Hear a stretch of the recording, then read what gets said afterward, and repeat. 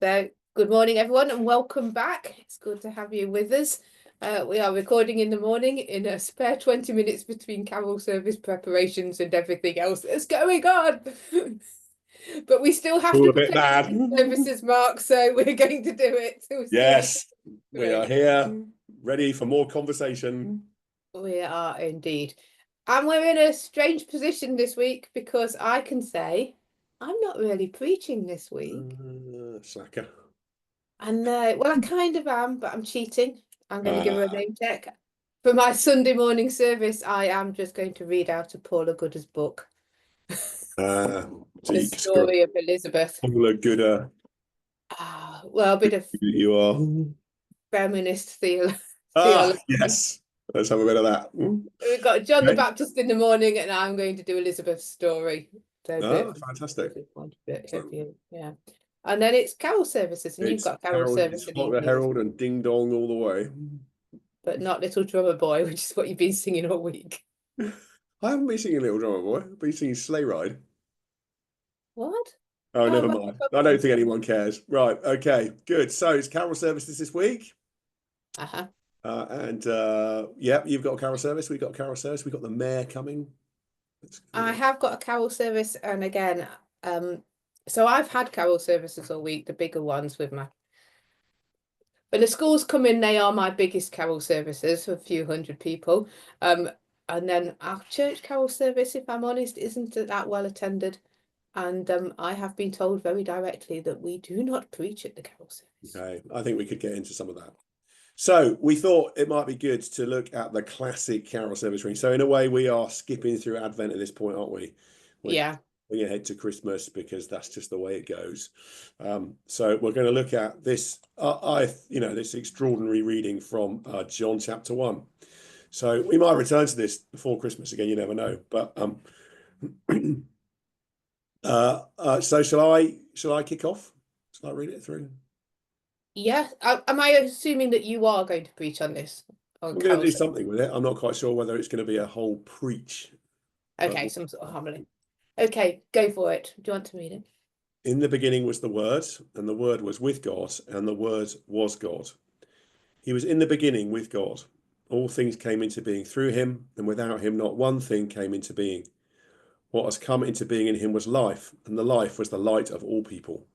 The light shines in the darkness, and the darkness did not overcome it. There was a man sent from God whose name was John. He came as a witness to testify to the light, so that all might believe through him. He himself was not the light, but he came to testify to the light. The true light, which enlightens everyone, was coming into the world. He was in the world, and the world came into being through him, and yet the world did not know him. He came to what was his own, and his own people did not accept him. But to all who received him, who believed in his name, he gave power to become children of God, who were born not of blood, or of the will of the flesh, or of the will of man, but of God.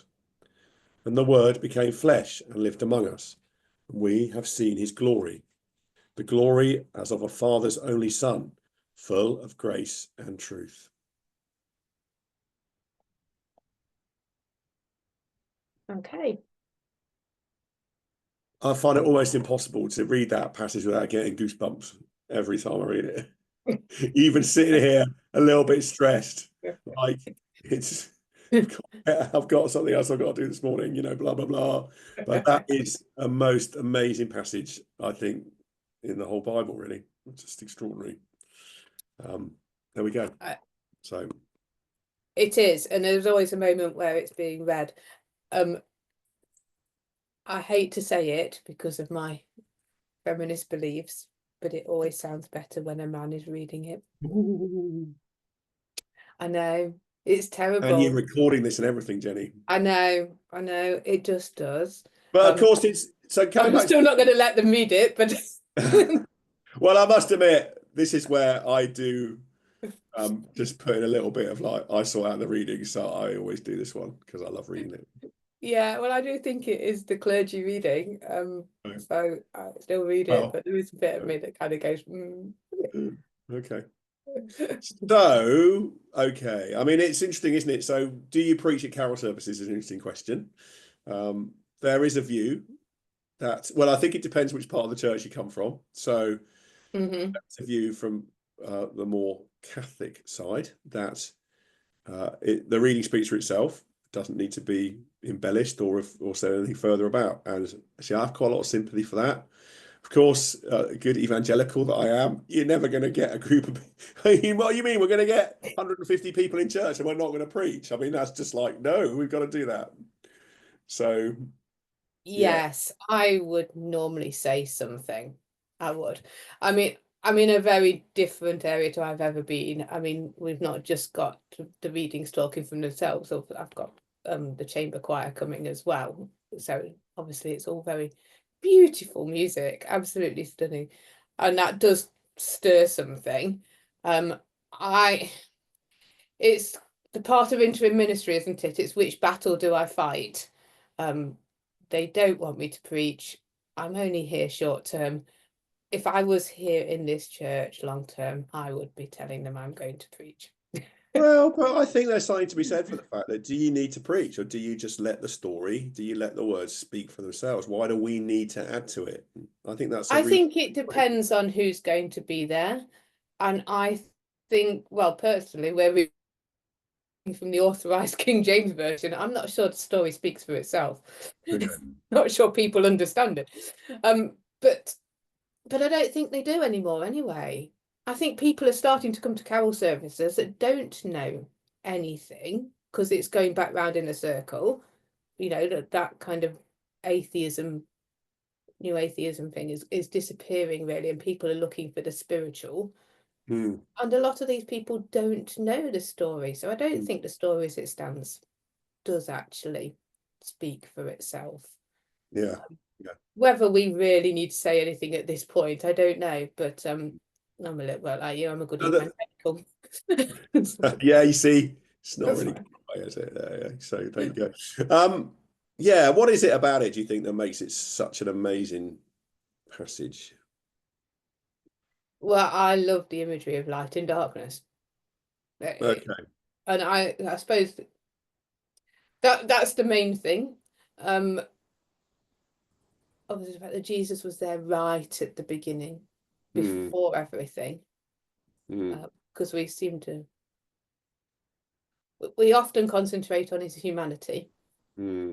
Um, but Hmm. again, that's also why I think we need to explain that, because I don't think that's very obvious in that passage to somebody who doesn't know. No, that's true. Why would it be obvious? Why would any of this be obvious? I mean, it's No, like I don't think the word being Jesus not coming in the book is obvious at all. so the light and darkness thing. So just say a little bit more about that, because I that's not always the bit I go to. I'll tell you, perhaps I'll in a moment. I'll just mention which bits Oh I go. right, okay. To.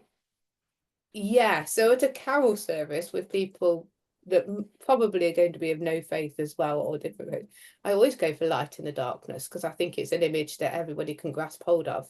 Hmm. And I talk quite a bit about it. The darker it is, the less light you need to make a difference.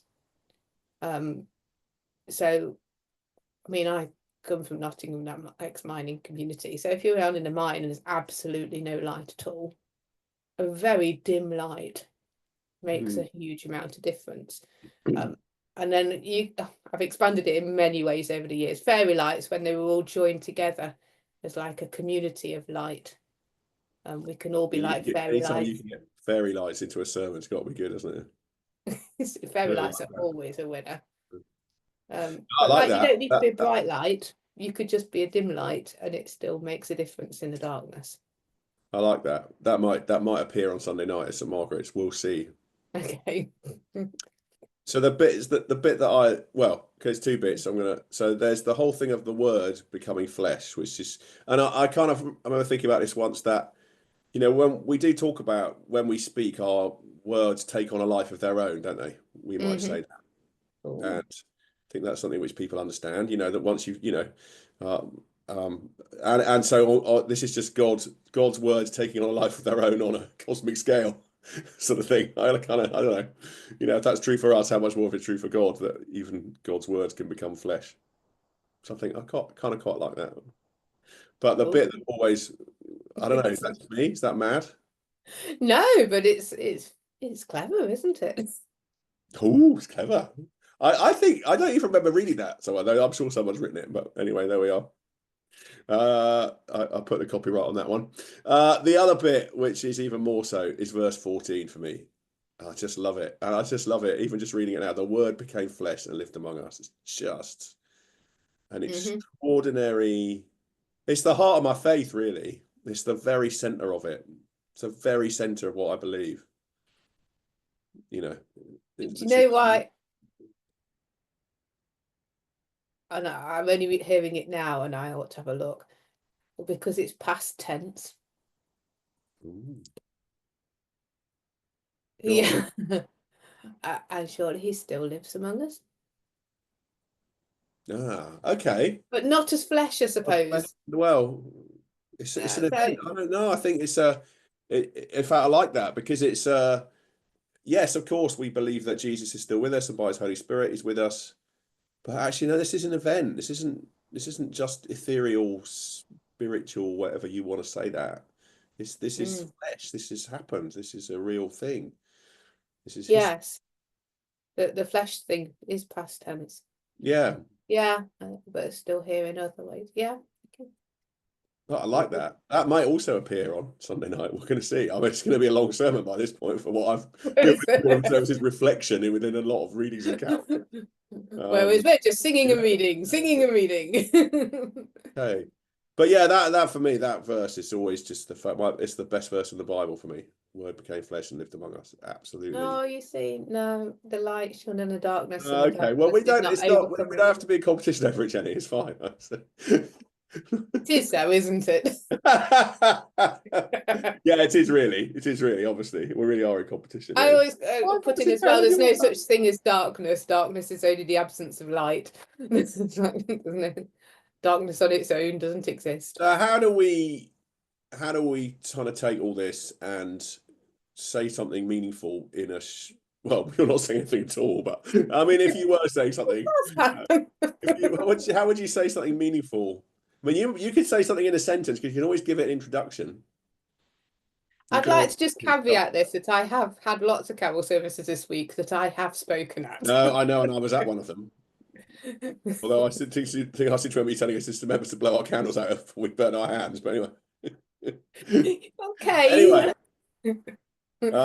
Okay, so you got one. Maybe you just got a sentence, or maybe you've got a minute or 3 minutes. What would you say? What do you take out of this that just really, hopefully, might be meaningful for people?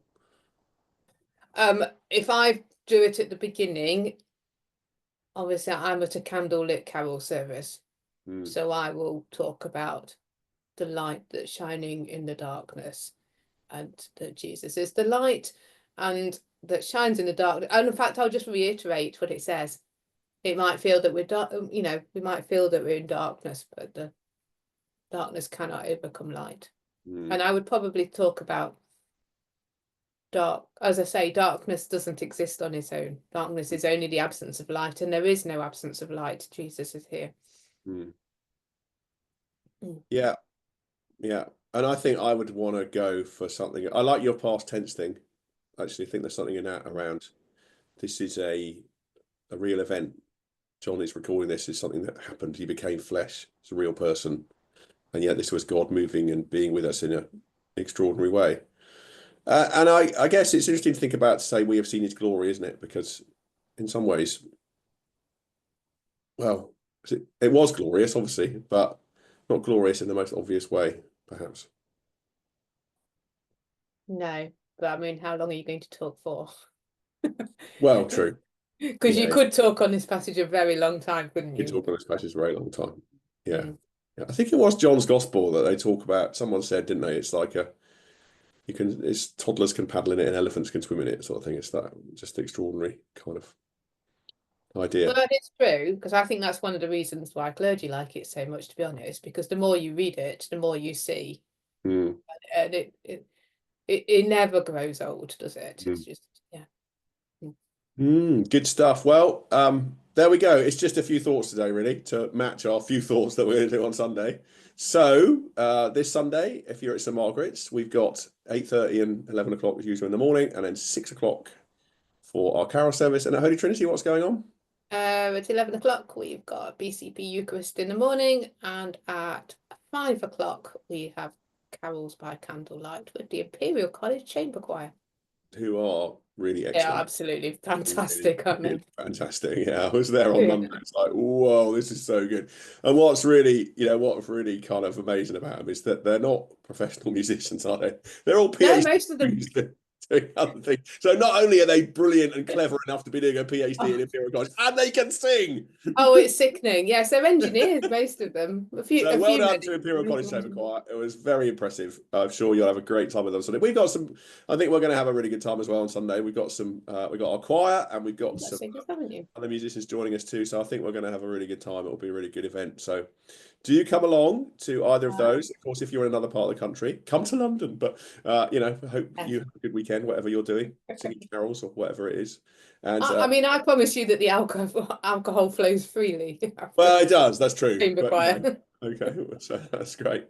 And I think we'll be back next week. We might even look at Advent 4.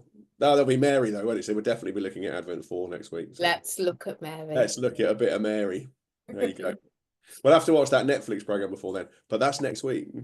Okay. Netflix film, isn't it? I haven't seen it. I've just seen it traded. Anyway, That's it, folks. Let's go, that's all, go, folks. Mark. Have a good week. You take care. See Take you soon. care. Bye bye. Bye.